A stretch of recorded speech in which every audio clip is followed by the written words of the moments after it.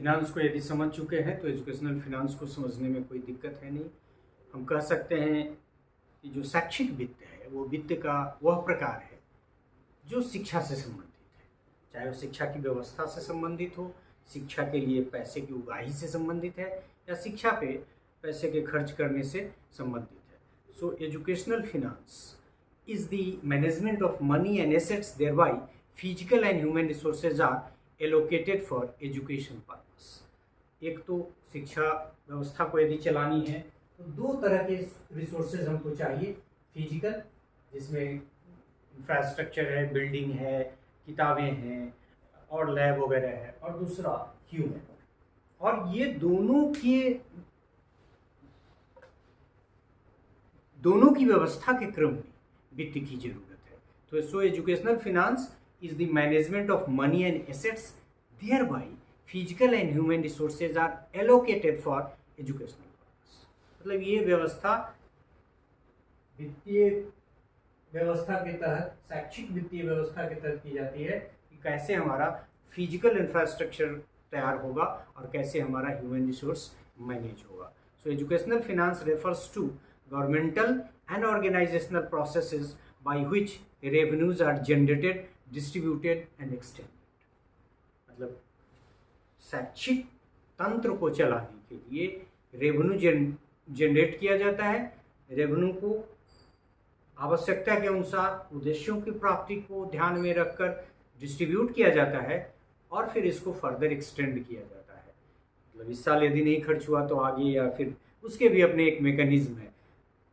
So educational finance refers to governmental and organization processes by which revenues are generated, distributed and extended.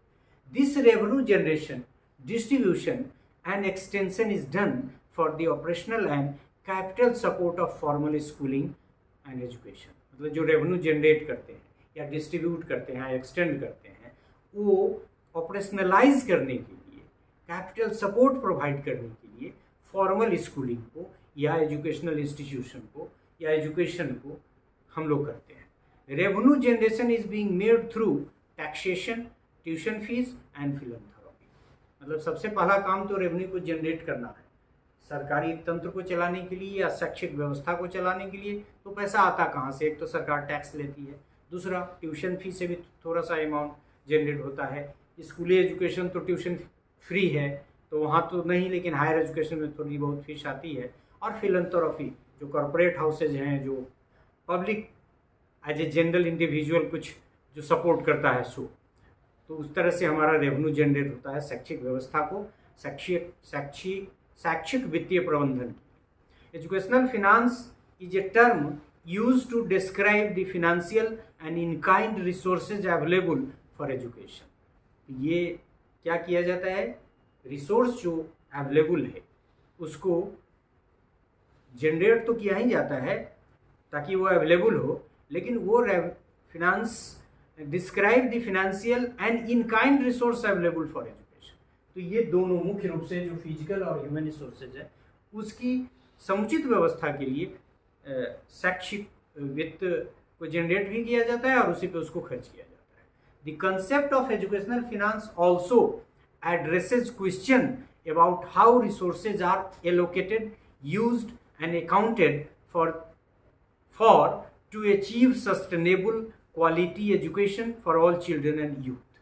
ये किसका major purpose है educational finance का, कि वह इस तरह के प्रश्न का भी जवाब देता है कि कहाँ से पैसा आया और वो कहाँ, किसको दिया जाएगा, कितना दिया जाएगा, कैसे खर्च होगा, उसके खर्च करने के लिए कौन से लोग अकाउंटेबल होंगे और कैसे उन पैसे के प्रबंधन से, कुशल प्रबंधन से सस्टेनेबल क्वालिटी एजुकेशन सारे बच्चों को, राष्ट्र के सारे नागरिक को प्राप्त हो सके। So this is also related to answering the questions कि कहाँ से आएगा, कैसे खर्च होगा और उन खर्च के माध्यम से किस तरह के उद्देश्य को प्राप्त किया जाएगा।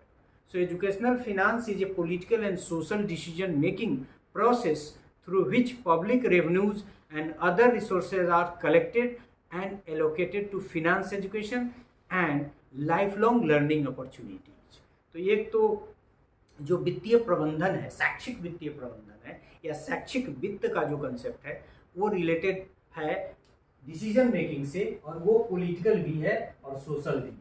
सोशल इस टर्म में कि समाज बढ़ेगा शिक्षा यदि प्राप्त करेगा, और पॉलिटिकल कि आप एडमिनिस्ट्रेटिव कैसे मैनेज करेंगे, कैसे किसको कितना फंड करेंगे, उससे related. So educational finance is A political and social decision making process through which public revenues and other resources are collected and allocated to finance education को फिनांस करना, और दूसरा लाइफ लॉन्ग लर्निंग अपॉर्चुनिटीज। मतलब यही सारा है कि formal system के अलावा भी जो नए नए आजकल कॉरस्पॉन्डेंस एजुकेशन या फिर डिस्टेंट एजुकेशन, उस पर यद्यपि सरकार का कम खर्च है, मेन खर्च फॉर्मल एजुकेशन पे भी है, और शुरू के दौर में जो स्कूल एजुकेशन है वो तो चूँकि ट्यूशन की भी कोई आमदनी नहीं है, उस पर ज़्यादा से ज़्यादा सरकार को ही खर्च करना पड़ता है। So this is all about this part in which we tried our best to understand educational finance, and in nutshell educational finance is a type of finance which is all about the day-to-day functioning of education as a system. So this is all about this part of the lecture. Thank you very much.